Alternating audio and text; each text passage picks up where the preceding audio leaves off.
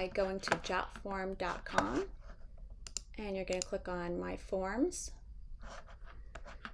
and then click on Create a Form. Now, at this point, if you have not thought yet of what questions you want to use on your questionnaire, it could be useful to go through Use Template. But let's say you have thought of your questions, or you have a general idea of what you want to ask, then we're going to actually, for this example, try to go to start from scratch.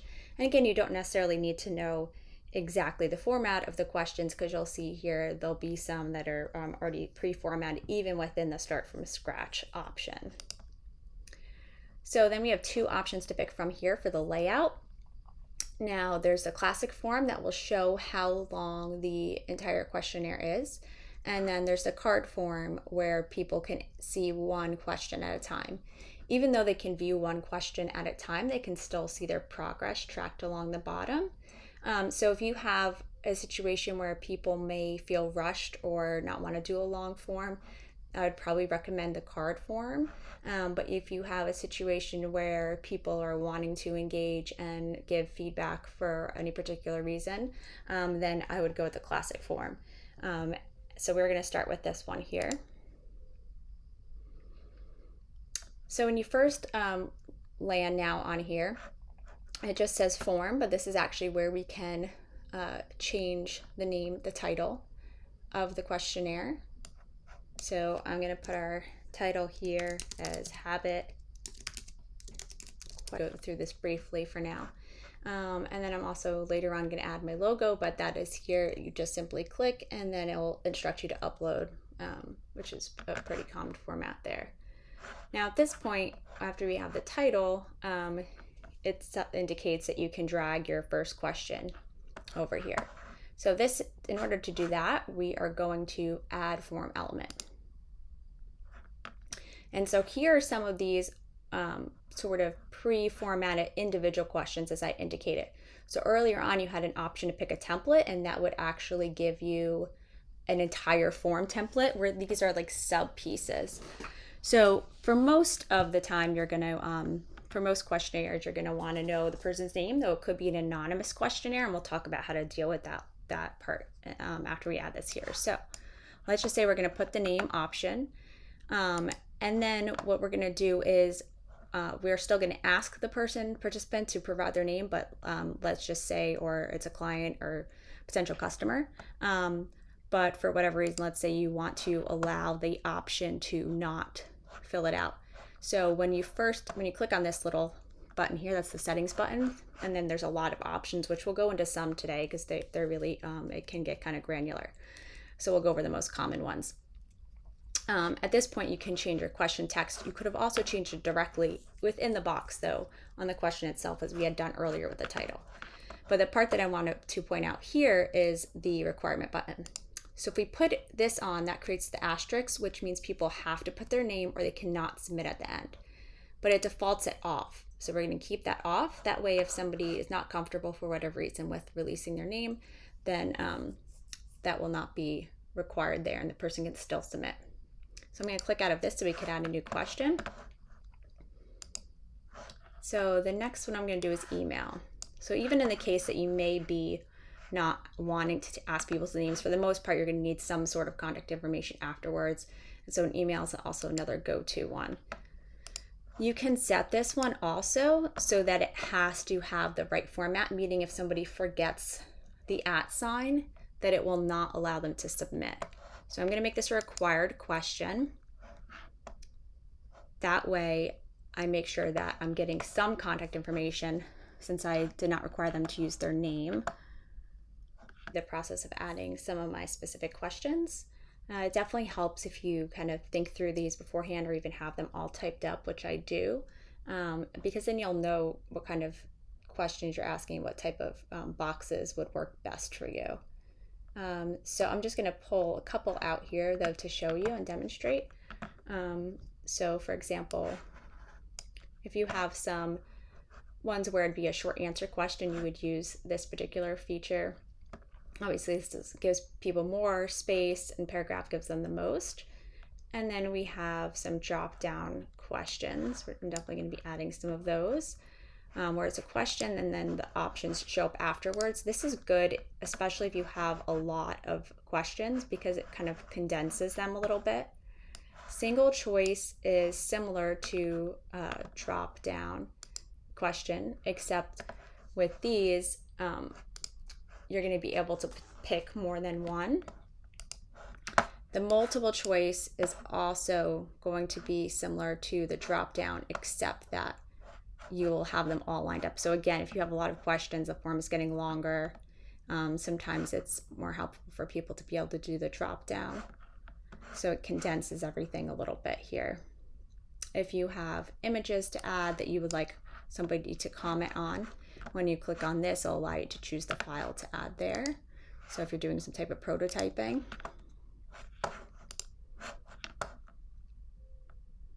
you can even add some of these more elaborate ones that maybe aren't done as quickly.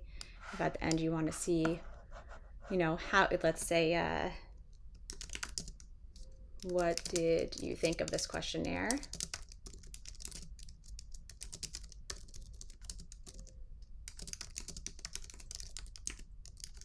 If you want to maybe get some feedback on that. And then this may or may not require any additional information depending.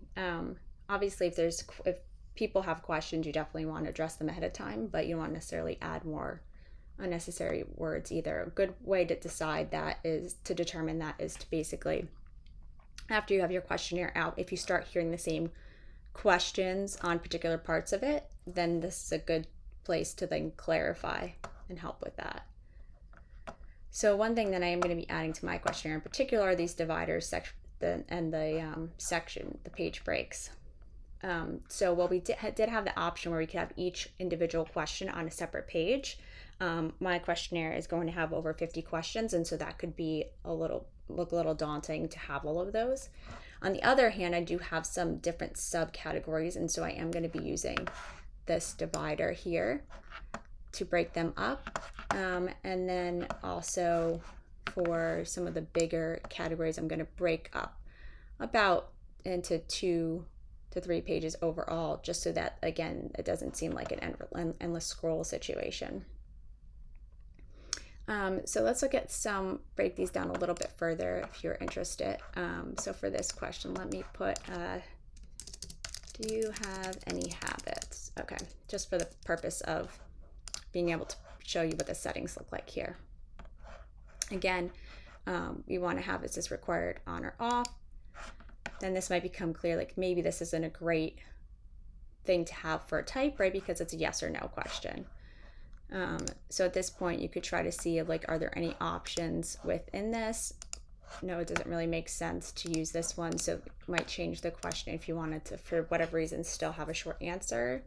You can change your question to, what habits do you have? Under the premise that most people have some habits, whether they're good or bad, right? Okay, so let's try this drop down, see how this works out. How about what type of habits do you have?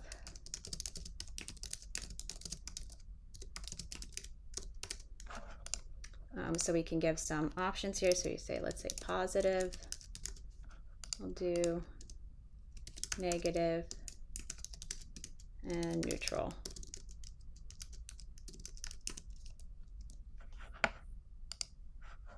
So now when we click, those 3 will show up. Let's see, for the settings, again, I'm going to require this one.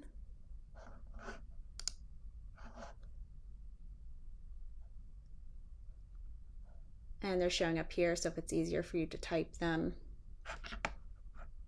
They also have some common ones, so even though they didn't have all the sub questions past the first couple that we looked at, you can see they actually do have a lot of other common options that come up. They just chose not to list them all in their other sidebar. So there's a lot of things that you can do as you look through the different options here.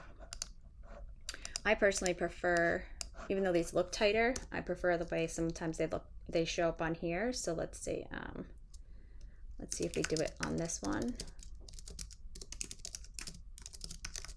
This would be a little bit silly, right? Because obviously people should have more than one type here.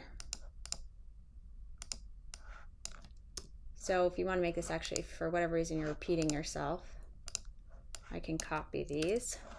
And when I go here, go under options, boom, done.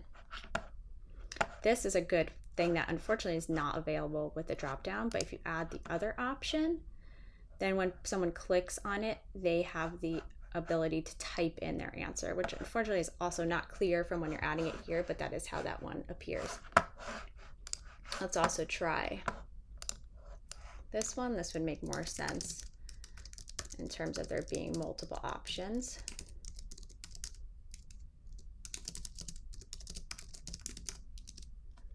Okay, so now I'm going to do the same thing here where I'm just going to copy and paste. Get rid of that fourth one. But then I am going to add the other here, just like that. Okay, so let's say you're done now at this point. There will be a few more things we could do. It looks like I made 2 pages. There's also this thank you page you'll see down here. At this point, this is where you can decide how you're going to want to format this. If you're using the free version, it's a little bit restricted to these, but you can also redirect to an external link. So if you say you wanted to go back to your website, then you can do that here. So I'll put that in here. But they do also have some other options. After you do that, unfortunately, the notes are no longer at the bottom. Now you're at the top here. You hit publish. Then you can copy it here and share it that way. You can open this in a new tab and view it. You can send it to email addresses. There's more shares for social media on here, as you can see. You can also embed it, even in the free version. You can take this embedded directly to your website. You can see they have a lot of different options. And the email is kind of a little bit of an overlap with this. Let's see if we're opening the PDF so you can see what the questionnaire looks like all together.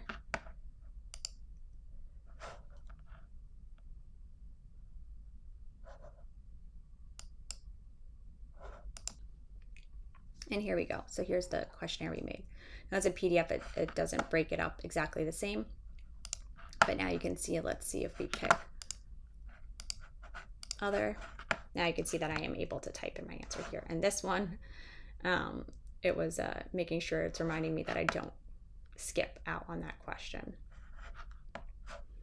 So that's pretty much it. There's a lot you can do. I went through this really quickly, but if there's interest, I can break down some of the more complex ways you can add questions and more of the details you can do in terms of cookies on your page and tracking things if you want to see which of your social media sites is doing well with sending stuff. There's pretty much endless things we can do. Sometimes it's just getting started, right? So if you can get started with this simple version, then you should be able to kind of inch your way through some of the other options as well. I hope everyone has a great day, and please check out our website at www.motivateu.net. Thank you.